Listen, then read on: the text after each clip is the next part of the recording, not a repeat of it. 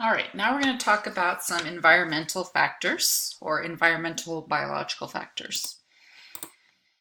What is the earliest environment that we are all exposed to? What do we think?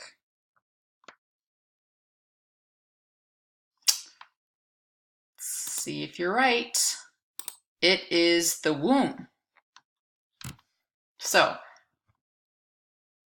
there are several different conditions or substance uses, for example, while women are pregnant that have been associated with issues biologically for the child and perhaps you haven't heard of before. I'm sure we've all kind of known about, mothers pregnant and expecting mothers should not be drinking or smoking, but did we know that these things were linked to criminal and antisocial behavior?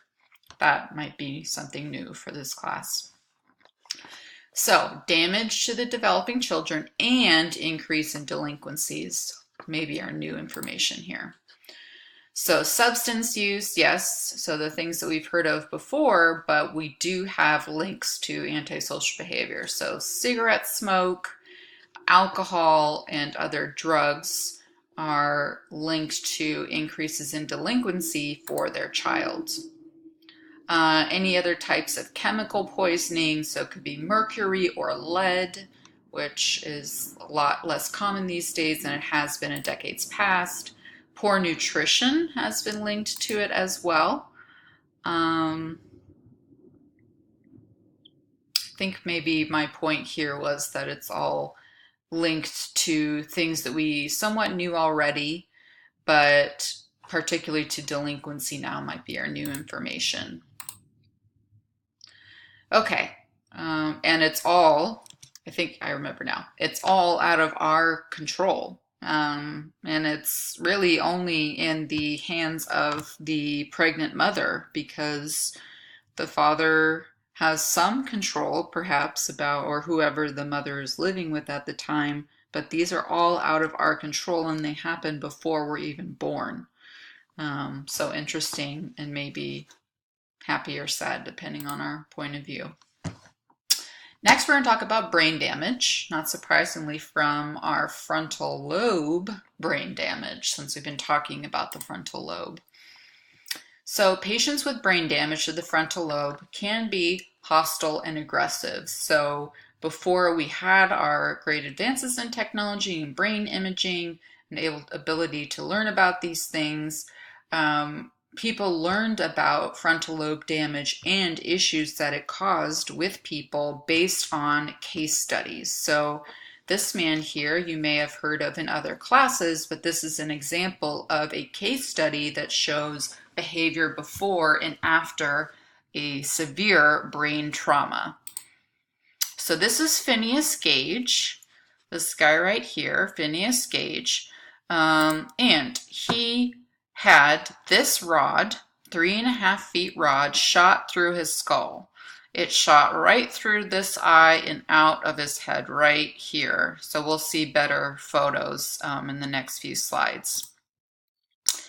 He miraculously walked away and he lived.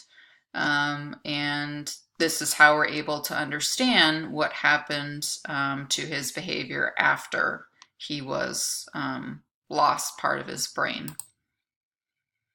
So there he is holding the rod there. So pre-accident, he was described as a reliable, well-mannered, respected, and dependable man. But after the accident, disinhibited, so he didn't have that control that he once had. He was profane, so swearing and things like that. Emotional, irresponsible, inappropriate comments, and flighty thoughts. So we're seeing very big changes from before and after the rod shot through his skull. So what can we link it to? Brain damage. So again, here's a recreation, obviously more modern recreation of what happened as the rod shot under his cheekbone, popped out his eye, or I don't know if it popped out. Might be incorrect, but I guess that's what I'm thinking of at this time. And then obviously took out quite a bit of his brain. So removed that part of his brain and his eyeball, but his eyeball isn't important for what we're talking about here.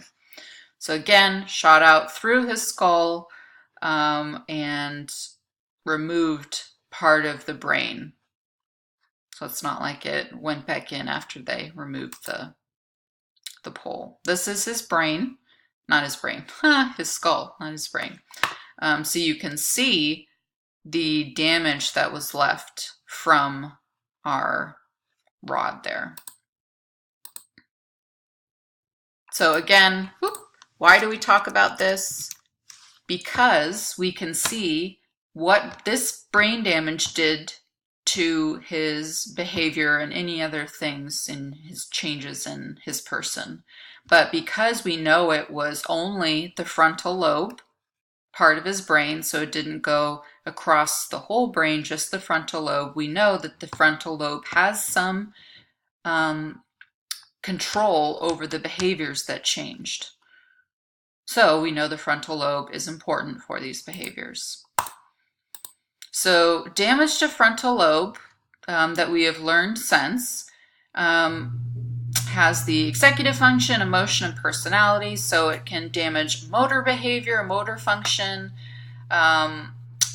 any kind of planning that we have, executing plans and monitoring, any reasoning and problem solving, has some memory, some language, impulse behavior and impulse control, and sexual behavior. So due to these deficits, not necessarily that he had all of these problems, but if you have issues with your frontal lobe, you may have one or more of these problems, and due to these deficits, they may be more likely to use physical intimidation and violence in conflict situations because they don't have good self-regulation and self-control.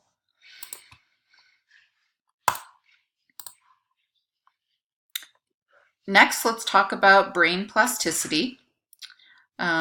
Plasticity is what affects, or how we describe the experience that affects the structure and function of our brain.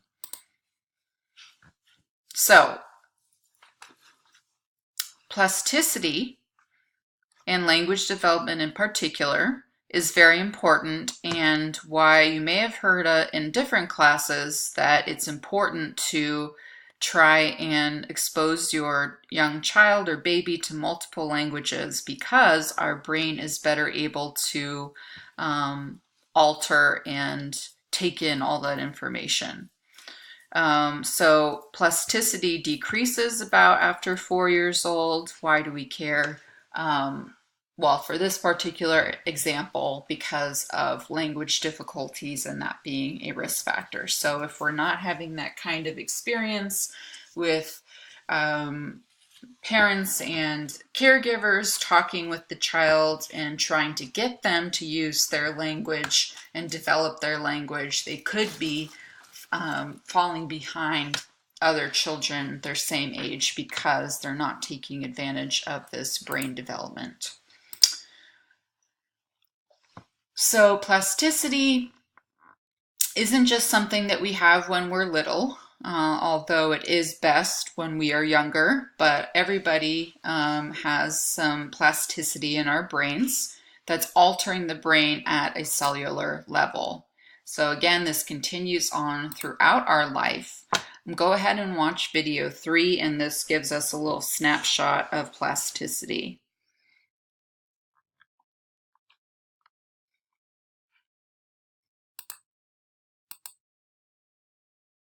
Okay. Next, we'll talk about some different substances in our brains, or neurotransmitters. So one is serotonin here, and this is across some synapses in our brain. We don't need to know that in particular, but in case you might look familiar from other classes. So serotonin is associated with aggression and violence in persons. We have a large amount of serotonin in the frontal lobe of our brain, and we find that it is important in various different things like self-regulation. So if we don't have enough serotonin, we might not be able to stop aggression when we're provoked. So if we have not enough or deficiency in serotonin, we are less likely to be able to disinhibit or stop ourselves from aggressing when someone is provoking us.